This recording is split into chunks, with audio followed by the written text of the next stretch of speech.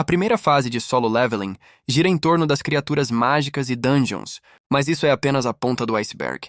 Os verdadeiros inimigos são conhecidos como monarcas, um grupo de entidades que almejam destruir a humanidade desde o início dos tempos. Se você viu apenas o anime de solo leveling, saiba que esse artigo contém spoiler do manhwa. Os monarcas representam a escuridão do universo, enquanto os governantes representam a luz. Todas as feras encontradas nas dungeons não passam de meros seguidores dos monarcas. Apenas um deles pode liderar uma legião imensa de monstros e abater os caçadores Rank S facilmente. Legia, o monarca do início. Legia, o rei dos gigantes, foi capturado pelos seus inimigos durante a última guerra entre monarcas e governantes. Os governantes acorrentaram ele dentro de uma dungeon e implantaram a pedra mágica em seu corpo. Ou seja, a força de Legia foi usada para alimentar o mundo humano, com mana igual às criaturas mágicas. Uma oportunidade de escapar finalmente. Apareceu quando um portal Rank S abriu em Tóquio, mas ele ainda precisava de alguém para libertá-lo das suas correntes. Legia tentou convencer Jinwoo sob a promessa de se aliar ao seu lado na próxima guerra. Para seu azar, o protagonista previu sua traição e decepou a cabeça de Legia sem hesitar. Yogumunti, o monarca da transfiguração. Yogumunti, o rei dos espectros demoníacos, não perde tempo com oponentes fracos e não é tão impulsivo como a maioria dos monarcas. Ele não enfrentou Sung Il-hwan por considerá-lo fraco, mesmo sendo um caçador Rank S e um receptáculo dos governantes, o que já diz muito sobre sua força. Enquanto os outros monarcas partiram para um ataque em conjunto contra Jinwoo, Yogumunti manteve distância do monarca das sombras, pois ele sabia que seus colegas não tinham chance nessa luta. Ele só entrou na luta quando conseguiu o apoio de Antares. Kerecha, a monarca das pragas. Kerecha é a progenitora dos monstros insetos como as formigas, da ilha Jeju.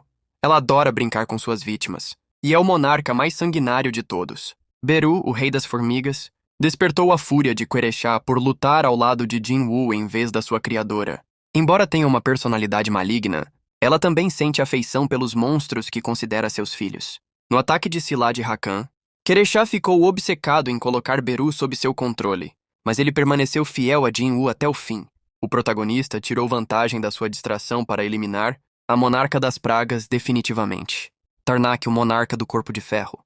Tarnak, o rei dos humanoides monstruosos, é similar a Yogumunti, alguém que recusa aceitar um mero humano como o novo monarca das sombras. Junto de Kerecha e Hakan, ele assassinou Christopher Reed, que era conhecido como um dos caçadores mais fortes do mundo.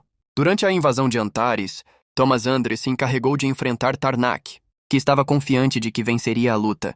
Contudo, o apoio inesperado de Belion e Beru pegou ele de surpresa. O esforço conjunto de Thomas e as sombras mais fortes de Jinwoo encurralou o vilão até sua derrota.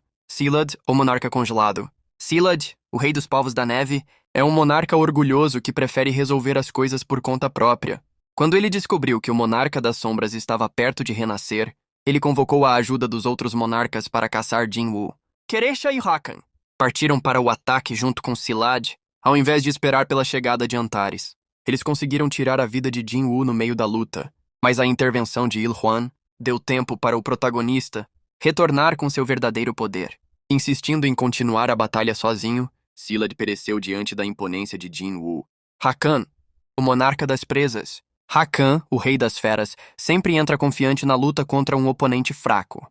Porém, ele costuma fugir como um covarde quando seu inimigo é mais forte.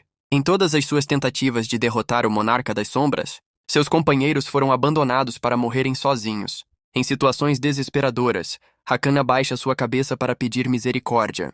O rei das feras se curvou para Jinwoo, que se aproveitou da sua vulnerabilidade para humilhá-lo. Sua vida seria poupada se ele resistisse a 5 golpes do protagonista, mas morreu com apenas 4. Baran, o monarca das chamas brancas. Na Primeira Guerra, Antares ordenou que Baran e Hakan atacassem Ashborn, o primeiro monarca das sombras. No entanto, Ashborn venceu os dois e questionou Baran sobre sua traição. Mesmo diante da morte, o rei dos demônios apenas debochou do seu inimigo ao invés de entregar Antares. Vários anos depois, o arquiteto criou um clone de Baran para servir como último chefe do reino demoníaco. Antares, o monarca dos dragões. Antares é o monarca mais forte de todos, e o único inimigo que ele chegou a temer foi o monarca das sombras. Apesar das conspirações de Antares, Ashborn pediu sua ajuda para derrotar os governantes no passado.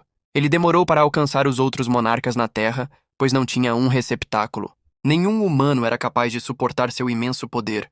mas seus aliados providenciaram uma abertura ao Monarca dos Dragões. Seu exército conta com 10 milhões de monstros dragões, que rivalizam com as sombras de Jinwu. Depois que a linha do tempo foi reiniciada, Antares esperou ansiosamente para travar uma segunda batalha contra seu rival, Sung Jinwu, Ashborn, o Monarca das Sombras. Antes de ser o Monarca das Sombras, Ashborn era conhecido como o maior fragmento de luz entre os governantes. Após a morte do Ser Absoluto, sua luz se converteu em sombras, dando origem a uma nova entidade. Ele lutou para trazer equilíbrio ao mundo, mas não conseguia encontrar um lugar para si mesmo. Os monarcas traíram sua confiança, enquanto os governantes imploraram pelo seu perdão. Portanto, Ashborn decidiu procurar um receptáculo humano para colocar um fim à guerra. O arquiteto lhe ajudou nessa missão, criando o sistema, um programa que prepara o escolhido até ele se tornar o Monarca das Sombras por completo. Jinwu não era a pessoa ideal para o arquiteto, mas sua determinação convenceu Ashborn de que ele era a escolha certa.